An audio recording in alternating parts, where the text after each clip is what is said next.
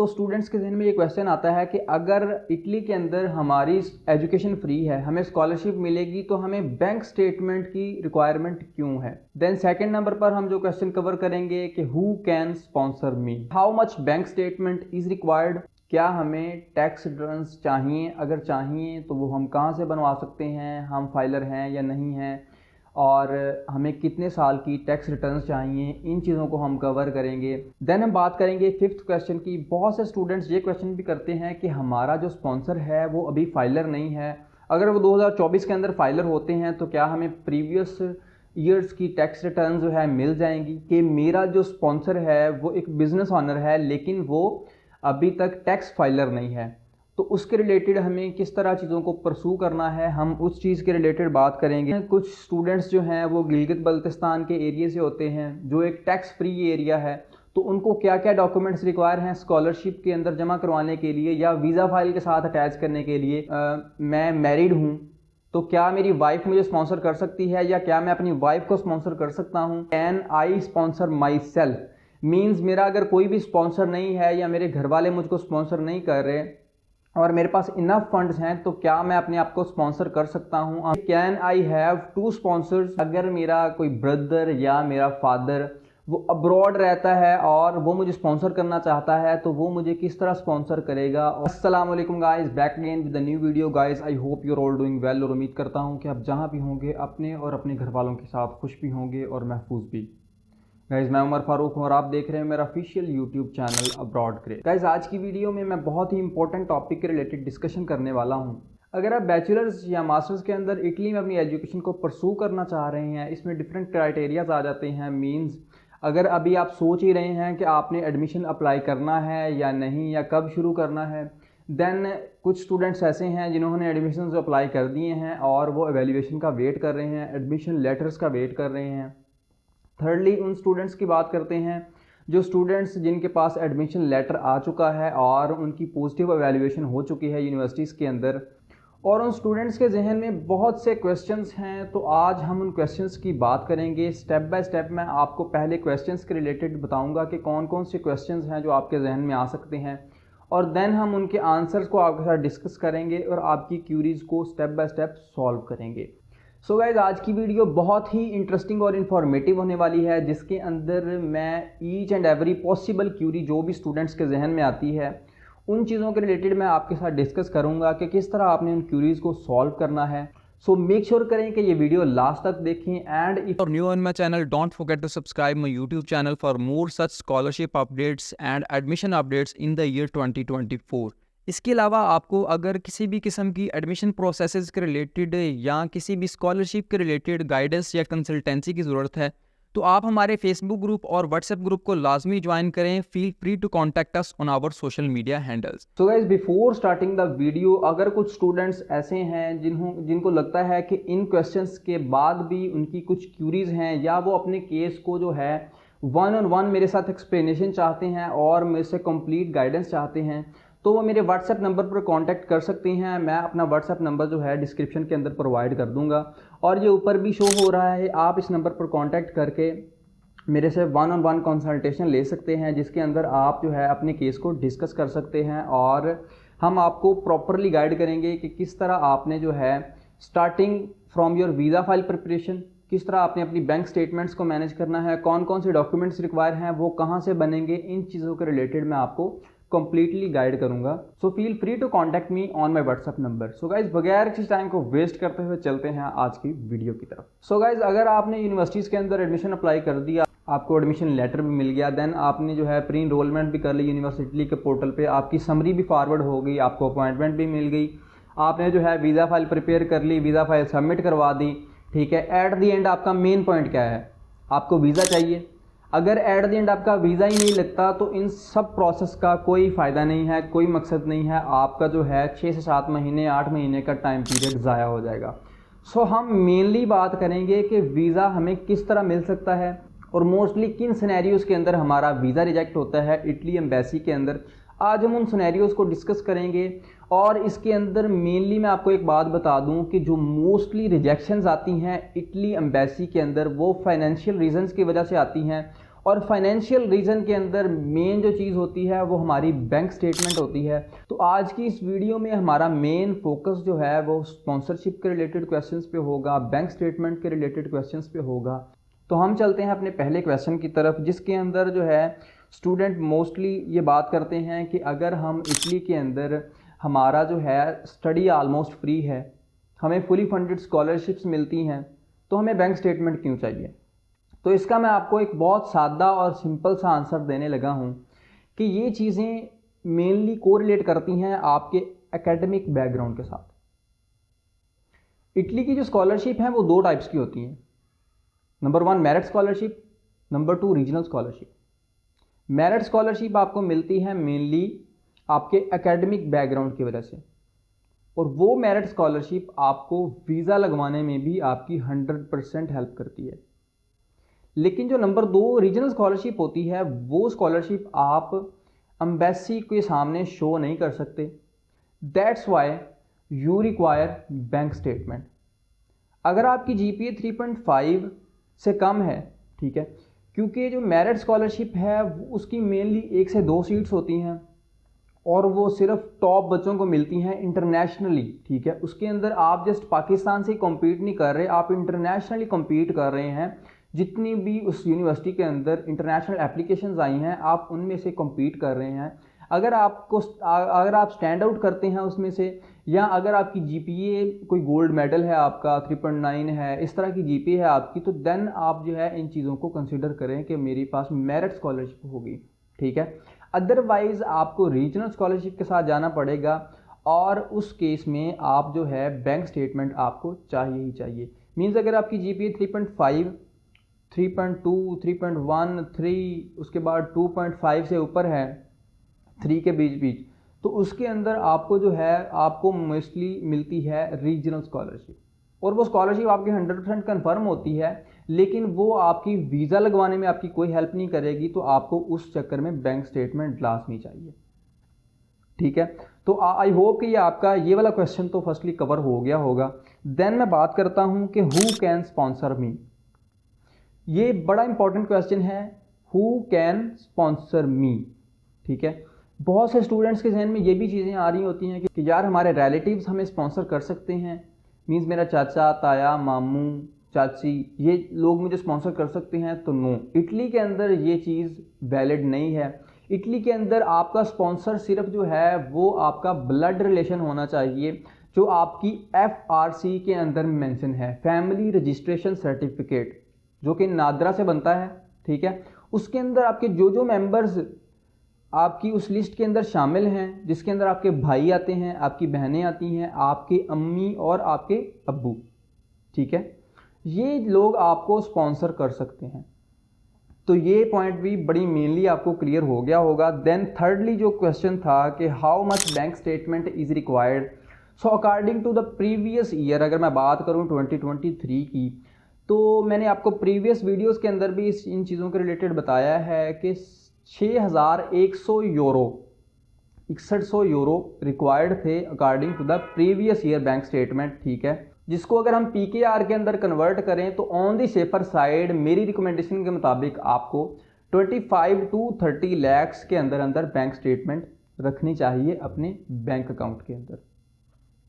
उसके बाद हम बात करते हैं कि इज़ टैक्स रिटर्न्स नेसेसरी और not, if yes from where you can make it.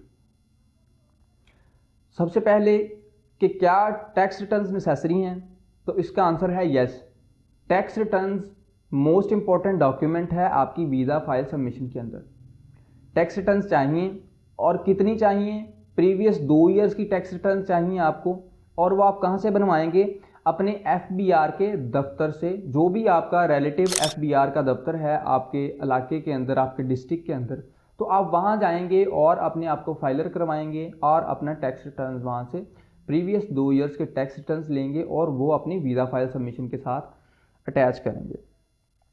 Then कुछ स्टूडेंट्स के क्वेश्चन ये भी होते हैं कि मेरा जो स्पॉन्सर है वो अभी तक फाइलर नहीं है और मुझे वीज़ा फाइल करना है, ठीक है, 2024 के अंदर लेट से, तो उस केस में मैं क्या करूं। तो भाई पाकिस्तान के अंदर हर चीज़ चलती है, हर चीज़ पॉसिबल है, ठीक है। आप थोड़ा सा फेंको और काम हो जाएगा, ठीक है। आपने प्रीवियस 2 ईयर्स की बनवानी है, 10 ईयर की बनवानी है, आपका हर चीज़ जो है ये है। आप थोड़ा सा पैसा फेंको, आपका सारा काम हो जाएगा, ठीक है। तो आप जो है ये चीज़ें, हर चीज़ पॉसिबल है पाकिस्तान के अंदर।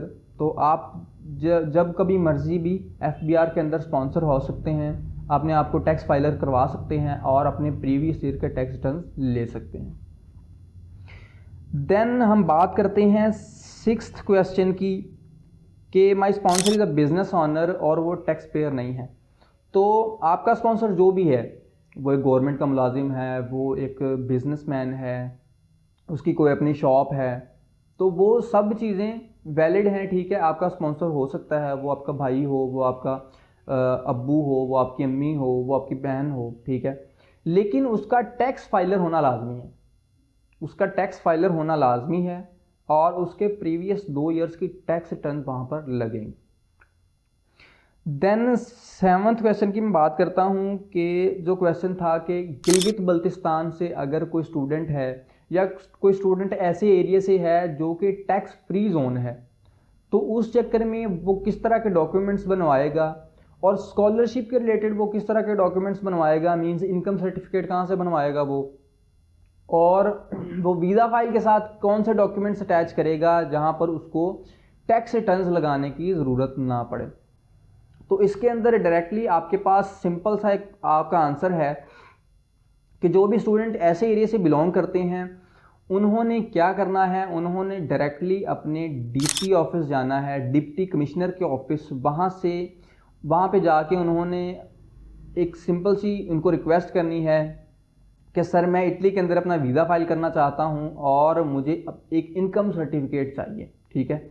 वो आपकी जो भी आपका स्पॉन्सर होगा उसके प्रीवियस 1 ईयर की इनकम देखेंगे, देन आपको वो उसके रेलिवेंट एक पेपर जनरेट करके देंगे, एक सर्टिफिकेट जनरेट करके देंगे जो आप स्कॉलरशिप के अंदर मतलब सबमिट करवा सकते हैं। जो भी रीजनल स्कॉलरशिप आप वहाँ पर अवेल करना चाह रहे हैं, जिस भी रीजन के अंदर, उस रीजन की आप इनकम सर्टिफिकेट वो आप वहाँ से जनरेट करके DC ऑफिस से तो वो आप सबमिट करवा सकते हैं। देन सेकेंडली अगर मैं बात करूँ कि वीज़ा फाइल के साथ आपने क्या अटैच करना है, तो वीज़ा फाइल के लिए आपने डायरेक्टली जाना है इनलैंड रेवेन्यू के डिपार्टमेंट के अंदर, इनलैंड रेवेन्यू के दफ्तर जाना है। आपने वहाँ पर उनको रिक्वेस्ट करनी है कि सर मैं एक टैक्स फ्री जोन से बिलोंग करता हूँ और मुझे जो है वीज़ा फाइल के साथ ये चीज़ अटैच करनी है, तो काइंडली मुझे एक सर्टिफिकेट जनरेट कर दें जिसके अंदर वो आपको आपकी रिक्वेस्ट मेंशन करेंगे कि ये फ़लाँ बंदा जो है हमारे पास आया था और उसने इटली के अंदर अपना जो है वीज़ा फाइल करना है। तो वो चीज़ जो है वो रिटन फॉर्म के अंदर एक सर्टिफिकेट के ऊपर वो 3 से 4 पेजेस का डॉक्यूमेंट आपको देंगे। देन उसके साथ एक नोटिफिकेशन अटैच होगा जिसके अंदर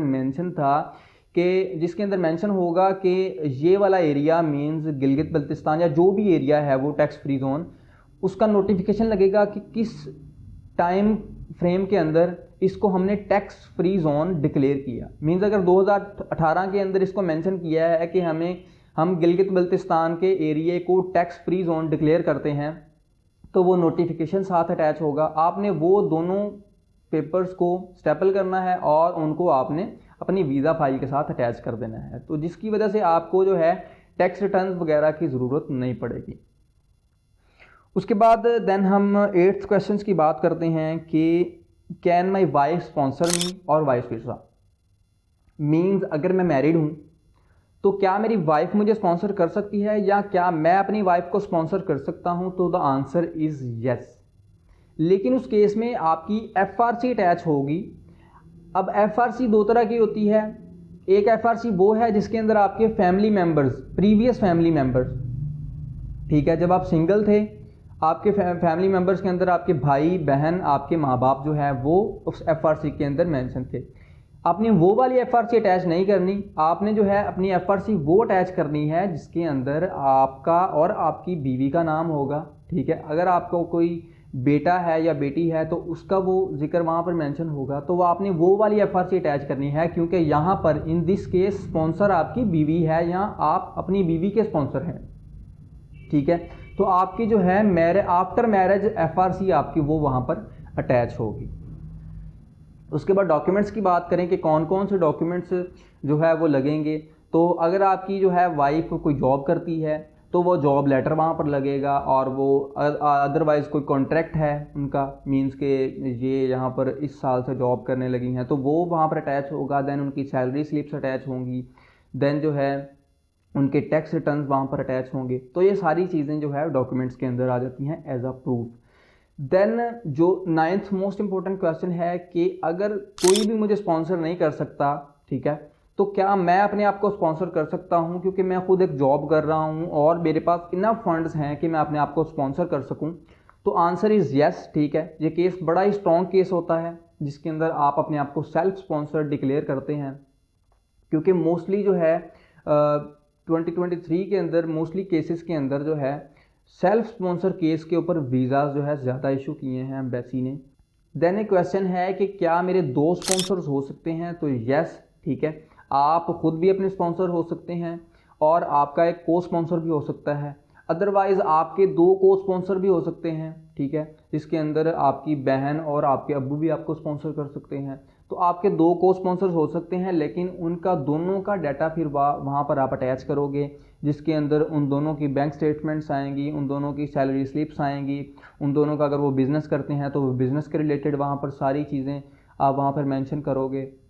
देन उन दोनों का टैक्स पेयर होना लाजमी है, ठीक है। तो आप इस टैक्स के चक्कर से नहीं बच सकते, तो आपका उन चीज़ों के अंदर आपका टैक्स पेयर होना लाजमी है। तो देन अगर मैं बात करूं क्वेश्चन नंबर 11 की, कि आपका कोई भाई या आपका अब्बू या आपकी बहन अगर कोई अब्रॉड रह रहा है, मींस कोई सऊदीया, दुबई, कतर, UAE के अंदर कोई जॉब कर रहे हैं, तो क्या वो आपको स्पॉन्सर कर सकते हैं, तो yes, they can sponsor you, ठीक है। उस भी केस में सेम डॉक्यूमेंट्स रिक्वायर हैं कि उनका जो भी वहाँ पर जॉब है वो वहाँ पर लगाएंगे, जॉब लेटर वहाँ पर लगेगा, उनका कोई कॉन्ट्रैक्ट है तो वो लगेगा, देन उनकी जो है सैलरी स्लिप्स अटैच होंगी, देन उनकी बैंक स्टेटमेंट की जो है 6 मंथ की बैंक स्टेटमेंट अटैच होगी, उसके बाद उनका भी टैक्स पेयर होना लाजमी है।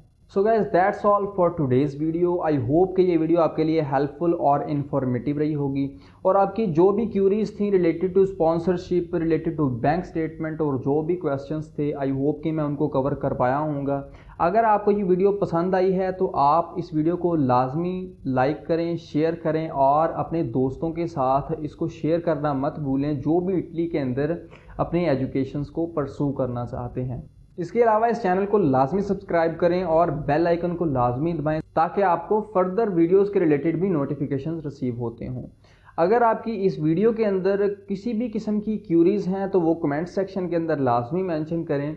आई will try to answer each and every query according to best of my knowledge. Thank you so much for watching this video. अपना ख्याल रखिएगा, अपने इस चैनल का भी। मिलते हैं नेक्स्ट वीडियो के अंदर, तब तक के लिए अल्लाह हाफिज़।